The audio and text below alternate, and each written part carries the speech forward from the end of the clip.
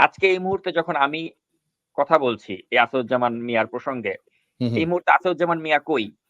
বাংলাদেশের কোন সাংবাদিক কি বলতে পারবে এই মুহূর্তে আসাদুজ্জামান মিয়া কই? হুম, হুম, আমি বলছি আসাদুজ্জামান মিয়া কই? ওই লোক অলরেডি জানে যে তার কপালে খারাপই আছে। সে এখন অলরেডি আমেরিকায় চলে আসছে।